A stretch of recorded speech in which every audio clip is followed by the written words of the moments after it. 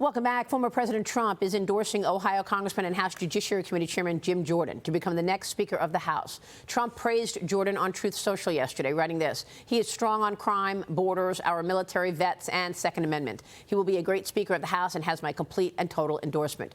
Yesterday, the former president also said that he planned on attending the House's candidate forum.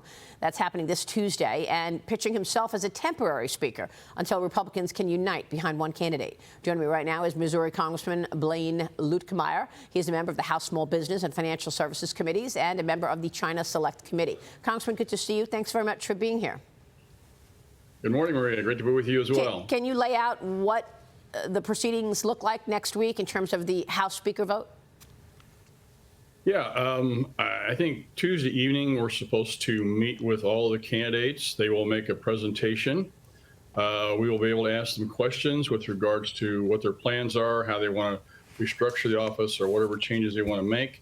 And then on Wednesday morning, we'll meet again after some consultation with each other and with them, and we'll vote on who will be our next speaker and he will be our nominee. And then from there, we will go to the floor the next day or two, probably that afternoon, and have the election. So, yeah, we have to have a nominee because the Democrats are going to have their own candidate, and so we have to be united behind somebody. And so this is this process. Have you decided who you're supporting? Yeah, I'm going to support Steve Scalise. I think as I watched the proceedings and been around for a number of years, I see that the job is more than just a policy situation. It's also a political job. You have to be able to raise money, recruit candidates, elect candidates. You got to win elections. If you don't do that, we don't retain a majority. We don't have a speaker. The other side gets to determine the speaker. There's a lot more to this job than just somebody who can put together some policy. We've had some really good policy people in the past as well. And McCarthy was a great policy people and a great political person as well. So I think you have to have somebody who's well-rounded, who can bring the conference together, who has the respect and trust of the members. I think Steve does the best job of checking all those boxes. Let me get your take on China from your role at the Select Committee. The White House is reportedly planning a face-to-face meeting between President Biden and China's Xi Jinping at the Asia-Pacific Economic Summit happening next month in San Francisco. The two leaders last met in November of last year at the G20 summit. Congressman, what do you want to see come out of this meeting? Will any of the real issues come up between these two, like the cover-up of COVID or police stations in America, Chinese police stations, or surveillance program that has been underway, or bullying our ships and our planes? You think Biden is going to bring up anything like that? Well, you just had a laundry list of things that need to be addressed, Maria, and I would hope that those things would be. If you use the past to judge the future, I don't think those things will happen. The president wants to tiptoe around, wants to hold hands with Xi. You can't do that. You've got to be strong. You've got to be tough. You've got to present a very tough facade to be able to get things done. You've got to negotiate from a position of leverage, and he keeps giving away his leverage. And so I'm very concerned that, especially with his mental problems, as we all see them happening before us, that he's not going to be able to do the kind of job it's going to take to be able to lead, to set the stage and then lead our country and the rest of the world by putting together a plan and trying to get Xi to understand what needs to happen between our two countries. Xi needs to back off. He's afraid of his own people. He spends $300 billion a year to surveil, detain, and build detention camps for his people. He's got between 1.2 and 1.7 million of his own people in those camps right now. He's continuing to lock down his country even more than what it already is. And we fund a lot of this with our investments in China. You've done a great job, Maria, of putting this all together, making great reports, getting a lot of digging to get a lot of information.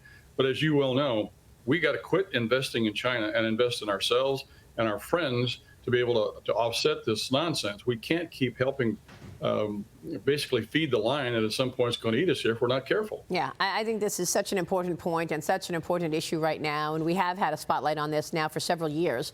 It's amazing to me that corporate America still doesn't get it. You see the behavior of the Chinese Communist Party.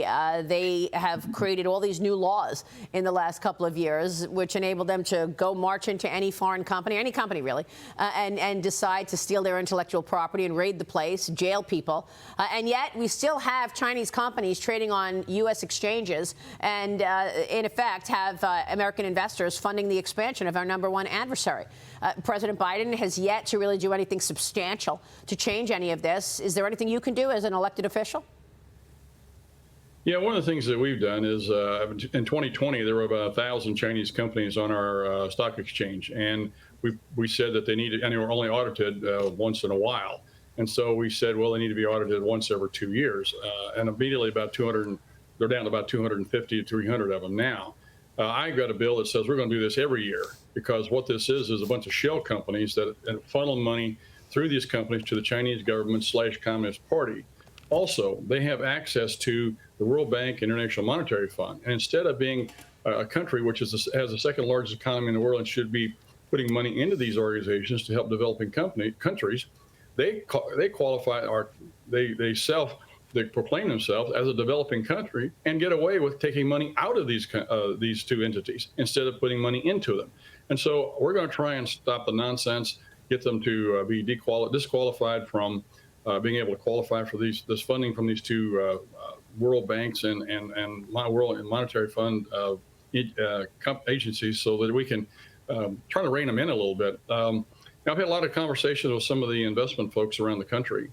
And I asked them, I said, do you realize you have fiduciary responsibility to the people whose monies you are investing in China? Do you understand that whenever China invades Taiwan, and our gun generals say it's going to happen by 2027, that you got a fiduciary responsibility to tell those folks that when that happens, we're going to sanction China. You know what's going to happen? They're going to nationalize every single American asset over there and probably put all Americans in jail, just like the Russians and the Iranians have done, and use them for bargaining chips. Wow. Hello, are you telling people you have a fiduciary responsibility to do this now, that this is an extraordinary risk when you put this money there, and you better be careful. Yeah. If you're not, you're investing my retirement funds, I'm coming after you because you're not behaving properly with my money. Yeah, this could not be more serious. Your bill is so important. But by the way, you still right now, as we speak, have the thrift fund.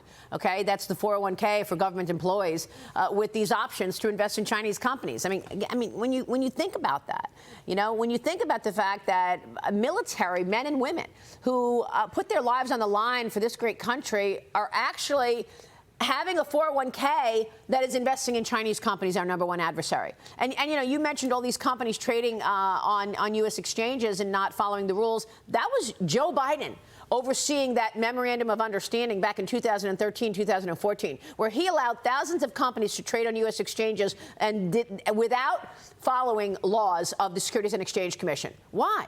I mean, is that something he got paid for, that he allowed all these Chinese companies to trade on U.S. exchanges and they didn't have to follow the same auditing rules that every other American company traded on those exchanges have to follow?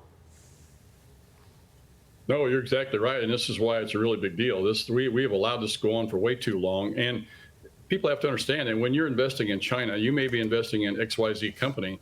That company is owned by and actually run by the Communist Chinese Party, or the China, which is the same thing as the Chinese Communist government.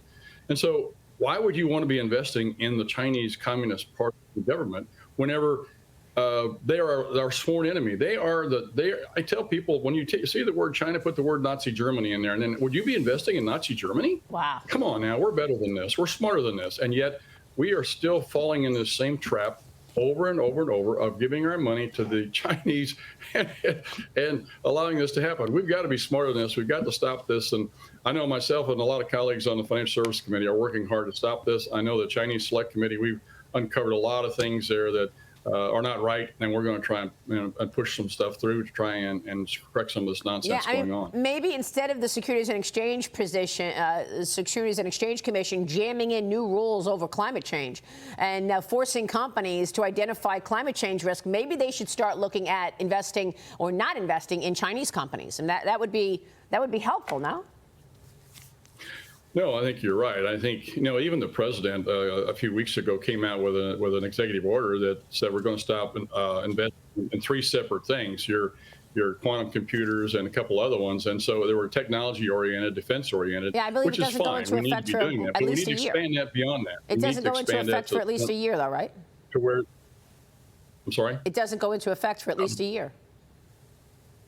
Yeah, we need to expand it so that we can stop helping our enemy. Why do we want to help our enemy? I just don't understand. I mean, you've been great on this issue, And I know there's a lot of concern in Congress about it. We're starting to wake up to the fact we've got to quit playing, footsies with these guys. They're our sworn enemy. We can't help our enemy defeat ourselves. This is nuts. Congressman, thank you for your leadership on this issue. We'll be watching your work, important work. Thank you, sir.